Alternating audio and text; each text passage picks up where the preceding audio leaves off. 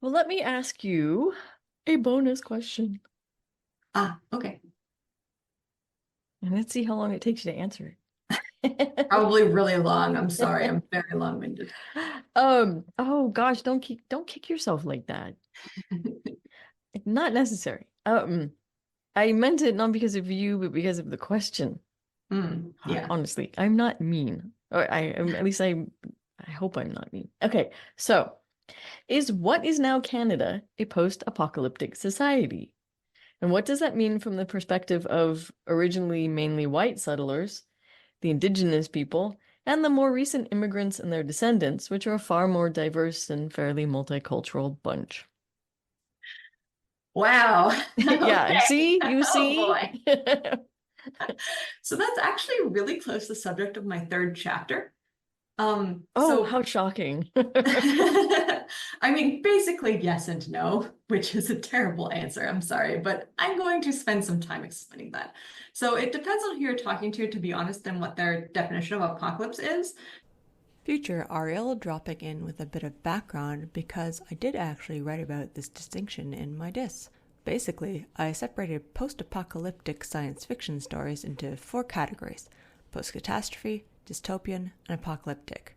Post-catastrophe deals with a local disaster that doesn't actually do much to disrupt society as a whole. Dystopian deals with the changed structure of society, but the reasons for that change are never explicitly talked about and might have just naturally, quote unquote, resulted from within. And apocalyptic is temporally set during and immediately afterward the apocalypse. So it's not so much focused on the fallout of the event as it is on how the protagonist is going to survive the event itself.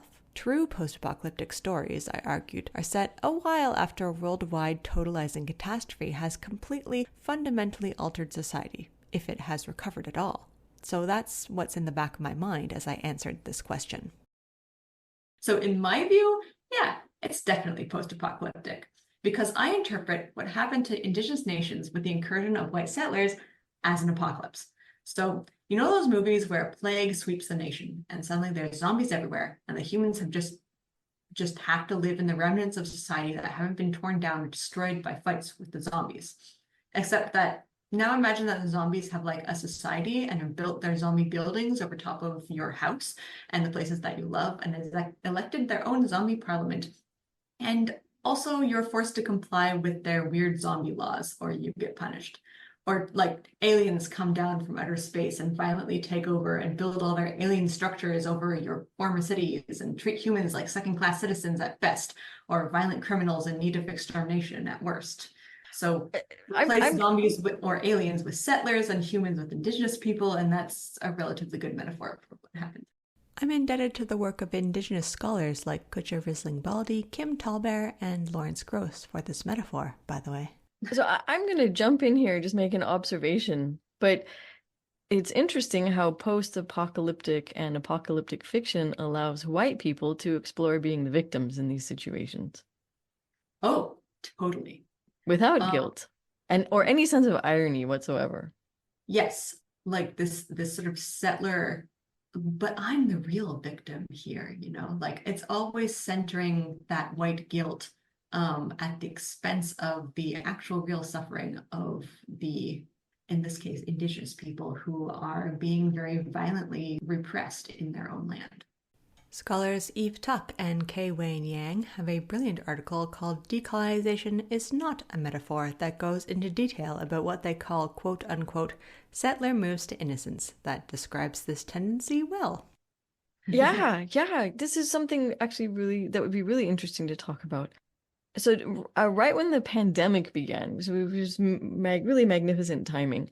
There was a science fiction miniseries, a that came out on German television called Mhm. Slowborn or something like that. It was named after well, wasn't named after. It was the fake name of an island off the North German coast near Denmark, and it was about the flu that went this horrible strain of flu that started killing people, and it arrived on this island. Actually, it arrived everywhere, and it's this total paranoid right-wing fantasy of the government takes over, forces you to wear masks, forces you to get inoculated, steals you away, and does experiments on you, blah, blah, blah, blah, blah. It was very unfortunate that they came out exactly at the beginning of the pandemic, fueling, I mean, because Yeah. these I exact was thoughts I was were, going to say that sounds very, very familiar.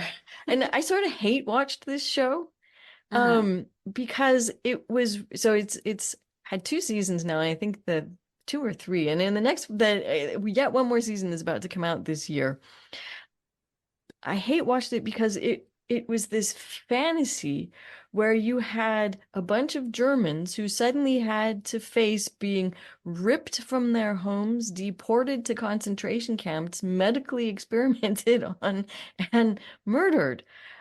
Mm. And I'm like, hello, hello, excuse me? How can you steal this story from the group of people who have the right to tell this story because they experienced it? Future Ariel here again, telling you to go read Tuck and Yang, who articulate how in these sorts of narratives, if we're all victims of the post-apocalypse, then nobody is particularly a victim of anything else. It's a level playing field that neatly wipes away historical wrongs. Insert that syndrome meme here. It can extend that exact question to all of the people who are writing post-apocalyptic fiction from the point of view, from the non-Indigenous point of view, I guess. I mean, that's an answer. Yes. Well, I mean, how horrible is that? Do we have any right to enjoy this stuff? Oh, I mean, like I said, it's fantasy basically. And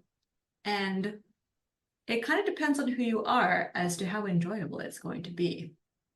If your fantasy is exactly that sort of right-wing fantasy of white people being repressed and, like oppressed in the aftermath of some terrible cataclysm, then I would say that enjoyment of that particular narrative is a huge problem.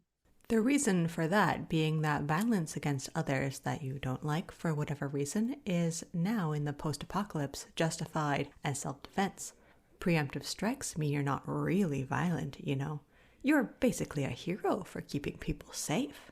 Yeah, what about all the people across the political spectrum who loved the Hunger Games? What about them? Is that wrong? Is it wrong to enjoy something like the Hunger Games? I mean, I don't think so. And is it wrong to enjoy all the zombie apocalypse films, or all of the movies where disease sweeps in and kills people, or all the movies where aliens take over and basically enslave the human race? If you grew up in North America Mhm. and you're part of my ancestors weren't part of the problem. We came here later, except for the ones in Mexico. That's all very complicated. Wait, so I mean, what's your moral responsibility here in terms of post-apocalyptic fiction? Well, I don't think the moral responsibility should be placed upon the consumer of media because it's really the creator of that media who needs to do a little bit of soul searching when it comes to that. But also, I mean, do they even know what they're writing? So I've totally pushed you away from the question I asked because I just had this sort of boop, boop, boop light bulb moment. yeah, no, I don't think that enjoying the Hunger Games makes you a bad person because I think that I hope that everybody who reads the Hunger Games doesn't read it and say, yes, this is a perfect template for how I am going to act if this ever happens within our society. Katniss drives me crazy because he's like, I am so insecure. I'm making all the wrong decisions. And of course she makes I, all the right decisions. Drives me, those books drove me crazy. They're I very think well that's an written though. age. Yeah, I think that's an age thing. Like she's kind of a teenager. Like that's just kind of you feel really, really unsure of everything when you're a teenager. Okay. Anyways, sorry. It was probably a bad example because they're imagining being part of the rebellion. It's not a bad example. What sets the Hunger Games and this genre of post-apocalyptic narrative apart is that it's narrated specifically from the view of the disadvantaged, who throughout the story engage with structures of power in their world to make life better. Katniss is white, but she's also a young female from a very low-class background and already struggling to put food on the table for her family. The reader is thus encouraged to empathize with and explore the plight of oppressed peoples both in the book and in real life, prompted by Katniss's intersectional identity. And but this is also, this also is part of the American psyche, or at least the USA American psyche. I don't know about the Canadian one. Is this idea that we're all the rebels against the bad people? No, it's not part of the Canadian society or society, whatever. Maybe this is also part of the big difference between the Canadian post-apocalyptic fiction and the American post-apocalyptic or apocalyptic fiction, because it allows us to engage in this American fantasy of being the rebellion and overthrowing the tyranny. Yeah, well, I mean, I think it sources directly back to how America came about as a nation state and how Canada came about as a nation state. In America, you guys had a revolution, and in Canada, we had some you're talk. you're still stuck with the royal family. Yeah. I mean, you're part of the Commonwealth still, right? Yeah. Yeah, I know. There's a lot of royalists who are like deeply invested in the royal family here, and then there's a lot of people who think it's terrible and we need to get rid of it. So it's a whole issue. But get rid of it politely. Okay. No, actually, there are some really violent people who are calling for some really violent pushback against empire. That's a whole other conversation. But well, yeah, I mean, and then also, again, I mean, the whole Star Wars thing, right? Also just totally allows you to be like, no matter what your heritage and no matter whose land you're living on, you get to imagine yourself as the underdog good guys rebelling against tyranny. I mean, this is a really common theme in science fiction. Yeah. I mean, Star Wars is basically fantasy fiction in space, though. This is actually one of the oldest impulses to apocalypse, and one of the best examples in classic science fiction that I can think of is War of the Worlds, the Empire imagining that it is suddenly attacked by a power greater than it. This fear surfaced first in Victorian Britain, but is definitely carried forward by the American imaginary, since America rose after World War II as the new uncontested imperial power.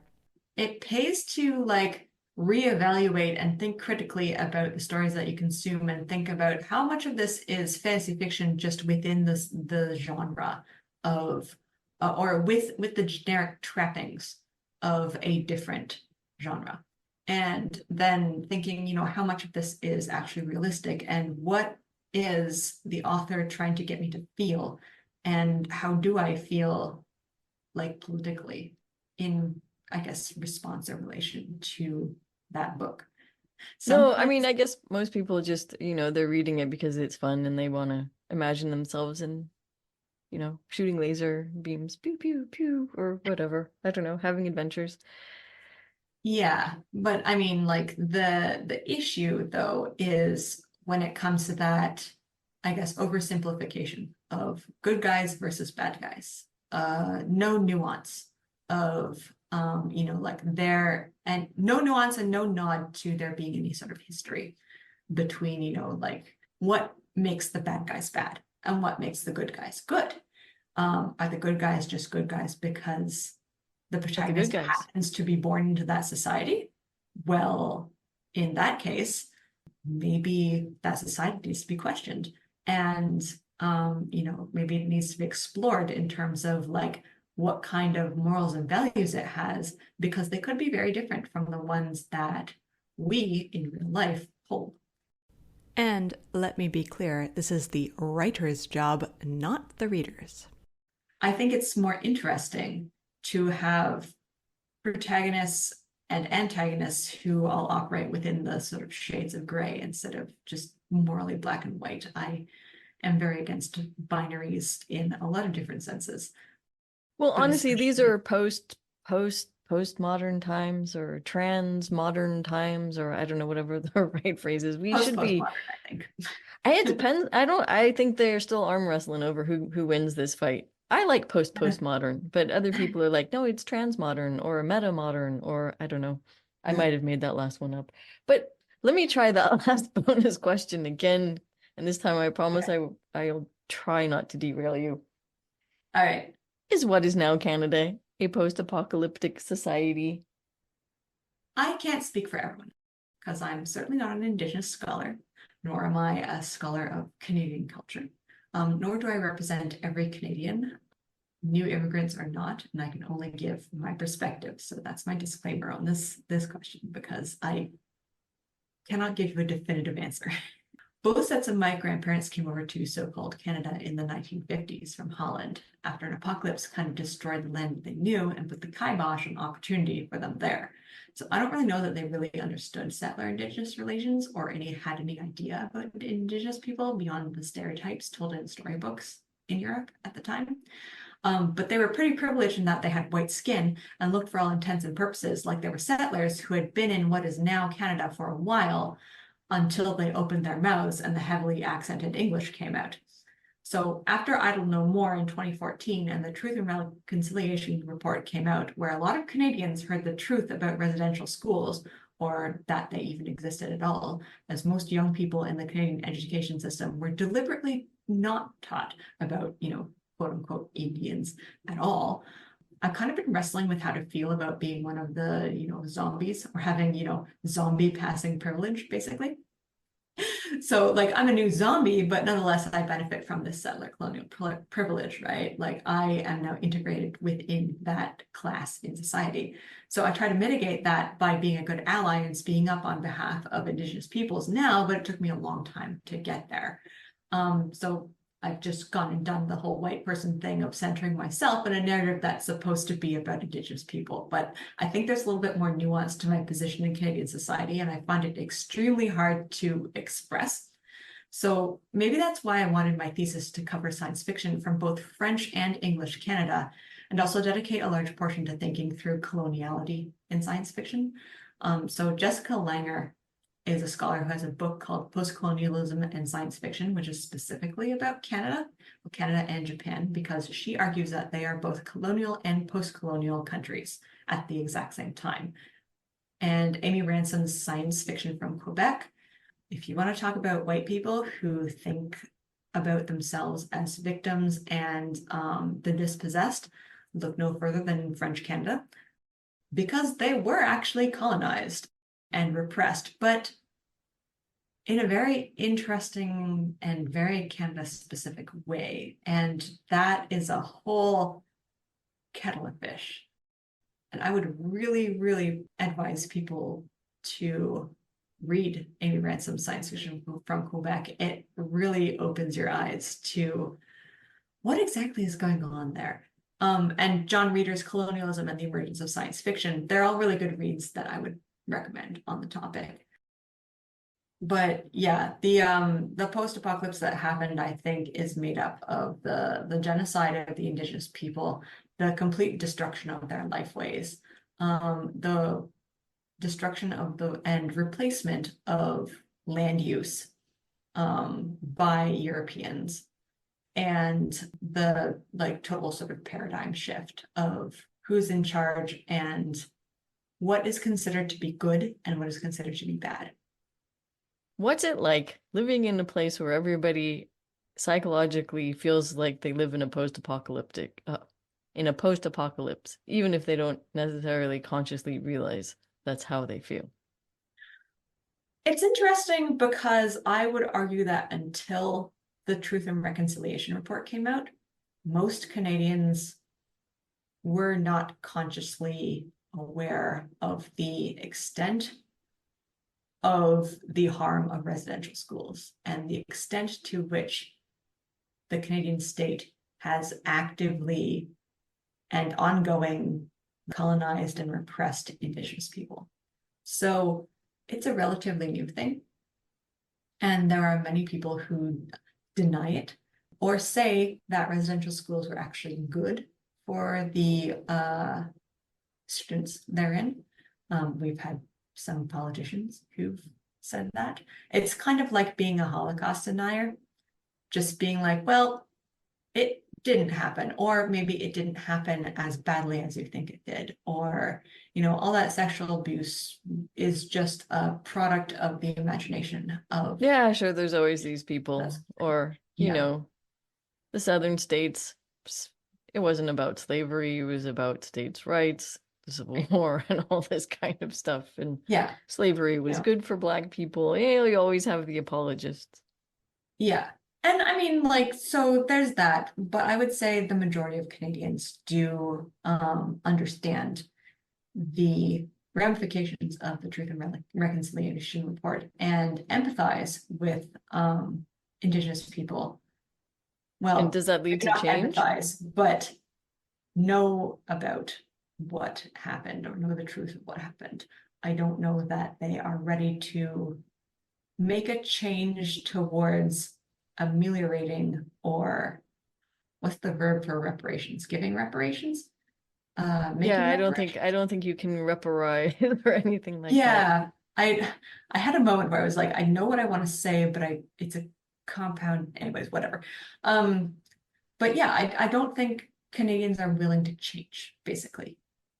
Like, yeah, a horrible thing happened, but also I really like the way that my life is now. And I don't want to endanger that by committing to any sort of making life better for Indigenous people. So here's an interesting thought for Solarpunk then. So one of the interesting things about Germany, or at least that I believed until quite recently, was Mhm. that after World War II, it looked itself in the mirror. I mean, admittedly, probably sometime quite a bit after World War II. It looked Mhm. itself in the mirror and it said, "Oh my goodness, how how did that happen? How did we do Mhm. that? What do we need to change about ourselves so that it never happens again?" And until recently, I was like, yeah, they've done a very good job of facing up to where they messed up and how they let something horribly inhumane happen, and tried to set their society up so that something like that couldn't happen again. I think that's work that the US of A has not done in terms of both the genocide of the Native Americans and the slavery.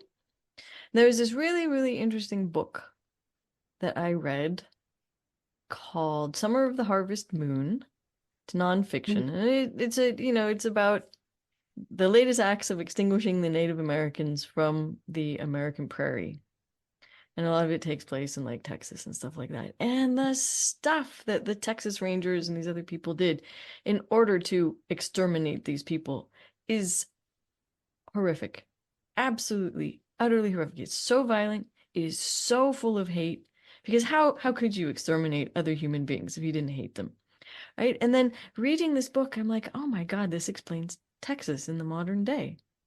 Explains everything about it. Explains everything that's so much of what's violent about American society. It can be explained by what we had to find within our, I mean, it's total cliche, right? You learn this in school, but you don't get what it means really. That so much of what's wrong with our society and the problems we're having stems from the violence and hatred we had to find within ourselves in order to enslave people and to exterminate people. And until our society acts, and this fight now between the quote unquote woke people, or I know, and even the people who are woke are not completely awake. So I'm going to say the people who are waking up and the people who don't want to go there. And yet I think there's so much to be gained by looking in the mirror and saying, oh my God, how much of what I do now comes from this horrific trauma, this horrific hate, and all this stuff, and how can we change that on a personal level and on a social level? And it isn't, you don't even have to get into the issue of reparations. You just get into the how do we flush this out of ourselves and move on and have a better society from it? And I think here's where Solarpunk has an amazing Mhm. role that it could play, because those would be some really hard but really interesting stories of the societies that do look at themselves in the mirror and figure this stuff out. Yeah. I mean, it's the same in Canada. Like reading about what happened and what continues to happen, it's hard. And you wonder how people can, I guess, not even have hate, but just utter indifference, utter Yeah, indifference that's part of to it. But I mean, to that's part of the dehumanization, right? yeah, yeah. And I think the older I get, the more I think it comes back to early childhood education. I But I mean, think you can have these epiphanies as an adult as well. oh yeah, I think you can have these epiphanies as an adult, but I think that, the way that we act and the way that we tend to think about the world is hardwired into us when we are children. And sometimes that hardwiring can be really difficult to push back against. Basically, I found myself wondering what would it have been like if the explorers who found the quote unquote new world had actually maybe grown up in a society where children were valued and where they, like had been taught compassion instead of, I'm thinking specifically of a couple centuries later of boarding school, like specifically British boarding school sort of life that's sort of described in Jane Eyre and then also in a bunch of But it's sort of the English equivalent of the Spartan practice of leaving the baby on the hill overnight. exactly. It's devoid of kindness. It's devoid of a realization that, like humans need a certain type of camaraderie that isn't based on a hierarchy to be able to sort of like encourage that grace and compassion within themselves and extend that towards other people. I don't know. It's maybe I'm being a little bit too naive. But I do think that a lot of the way that we relate to other people is sort of determined by how we understand people to relate to each other as children. And so if we as children are suddenly thrown into this, like environment of all children who bully each other and, like it's sort of a almost survival of the fittest, quote unquote, thing, like in terms of like the social hierarchy within the classroom. And there is an adult there, but they, like only have so much capacity to manage and attend to these kids and find it easier to discipline them than to sit down and listen to perhaps their legitimate grievances. It's going to produce certain types of humans. Ariel dropping in here for the last time with a reminder that explanations certainly are not excuses. Yeah, but that doesn't mean your society is gonna say we need to collectively look in the mirror and figure out how to do better. I think that takes adults. Oh, And yeah, I no. think that can, it probably also takes a certain distance from history. But you also have to have a reason. You have to, I mean, in the case of Germany, it was shame. Mhm. It was shame, and it was also, the whole world thinks we're monsters, and maybe we were monsters, and how do we fix that? Right? And so I think you really have to have a lot of external impetus, a lot of pressure put on you. Couple thoughts. First, I think in terms of childhood education, that would be a sort of like something that flows like a policy that comes after the adults look in the mirror and say, okay, we have to change. Second is that shame is a negative motivator. Once you run out of shame, you go back to maybe doing what you did before. Yeah, but except I think in the case of Germany, it worked for a very good while and they made some amazing changes. Yeah, okay, they're But probably sick of being ashamed at this point. I'll give you that much. yeah, when you're ashamed, you eventually start to kind of resent it. I think a true will to change should come from the desire to be better, the desire to do better, the desire to Yeah, but you have to respect have that other desire. people. Yeah. And so I think that, like shame can be in there, but it shouldn't be the overwhelming, like the dominant emotion, basically. I think the Anyway, dominant so is like positive. I think there's plenty of fertile ground here for Solarpunk stories to Yeah, explore definitely. what it would take for us to actually really look at our societies very closely, or for our societies, for all the people in our societies to look in the mirror and say, okay, this is bad. And how do we get over this? How do we get through this? How do we change? How do we make change that lasts for more than 50 years? And I think, okay, we are kind of going through this right now. Yeah. To a very limited degree, because the people who've been pushed down are like, excuse me, we're human beings. And then this whole backlash against wokeism and this whole backlash against, stories, trans stories, or, whatever, the books in schools, right? You're right. It's the focal point. And then the other side is fighting back because they don't want to lose their privileged perch. Yep. Or they don't want to feel shame, or they don't want to let go of some of their wealth and power, or, whatever. Yeah, and so you can see where the desire for the apocalypse comes from, because it would just be easier if all of the people who opposed you dropped dead. And you Yeah, could just, and you can say that on both sides. yeah, yeah. But I would say the people who are waking up, as you put it, are not the type of people to wish that other people would Oh, die. I didn't make that up. I got that. I got that. Oh, okay. People All right. way more famous and thoughtful than I have Ah, okay. talked Well, about being woke this is and the first waking time up. that I have heard it, so Oh no, that's where it comes from. It comes uh, from the civil rights movement back in, I think it goes all the way back to the 1960s. Wrong. As a term for political engagement, it goes back until the 1860s. In terms of its use for sort of black political consciousness or black racial consciousness, it goes back to the 1920s, the use of the term woke and this concept of waking up.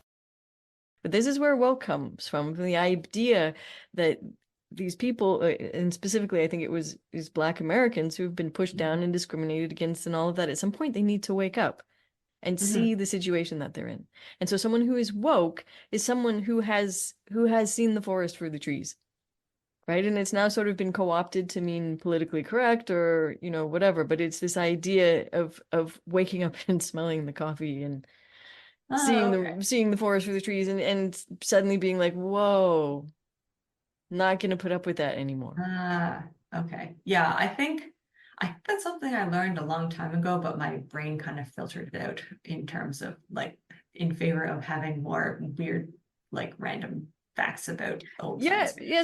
So this calling white people calling themselves woke is actually yet something else we've pulled out of the Black American vernacular or culture.